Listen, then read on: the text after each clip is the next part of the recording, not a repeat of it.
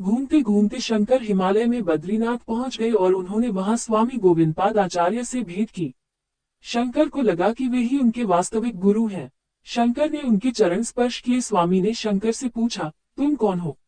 शंकर ने कहा, गुरुदेव, न तो मैं अग्नि हूँ, न वायु, न मिट्टी, न पानी, मैं एक सनातन आत्मा हूँ जो सर्वव्याप्त है।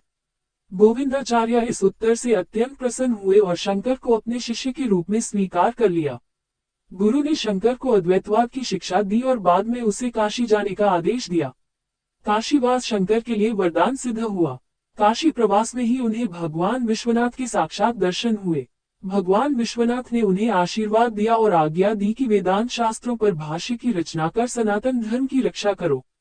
भगवान विश्वनाथ की इस आज्ञा को शिरोधार्य कर इन्होंने प्रस्थानत्रयी भाष्यों की रचना की।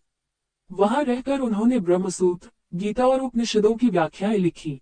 अनेक स्तोत्रों की रचना की जिनमें शिवभुजन, शिवानंद लहरी, शिवपादादि के शांत स्तोत्र, वेदसार शिव स्तोत्र, शिव प्राधक क्षमापन स्तोत्र, दक्षिणामूर्ति अष्टक, मृत्युंजय मानसिक पूजा, शिव पंचाक्षर स्तोत्र, द्वादशलिंग स्तोत्र, दशश्लोकी स्तुति आदि उल्लेखनीय है। यही समय था जब शंकर शंकराचार्य बन गए और उन्होंने संपूर्ण देश की यात्रा और सनातन धर्म की पुनः स्थापना की। बड़े बड़े विद्वानों से शास्त्रार्थ किए और उन सबको अपने दृष्टिकोण की ओर मोड़ा। उन्होंने भास्कर भट्ट, दंडी, मयूरहर्ष, अभिनव गुप्ता, मुरारी मिश्रा, उदयनाचार्य, धर्मगुप्त, कुमारिल, प्रभाकर आदि मूर्धन्य विद्वानों को शास्त्रार्थ में पराजित किया। उनकी भेंट महिष्मति के मंडन मिश्र से हुई। मंडन मिश्र कर्म मीमांसा के विद्वान थे और सन्यासियों के प्रति उनके मन में एक प्रकार की घृणा थी। जब शंकराचार्य मंडन मिश्र से मिले, उस समय वे अन्य विद्वानों से घिरे बैठे थे। शंकराचार्य और मंडन मिश्र में किसी धार्मिक विषय पर वाद विवाद हो गया। शंकर ने मिश्र जी को शास्त्रार्थ के लिए ललकारा। मंडन मिश्र सहमत हो गए। निर्णायक के रूप में उपस्थित विद्वानों ने मंडन मिश्र की पत्नी उदया भारती को चुना जो विदुषी थी।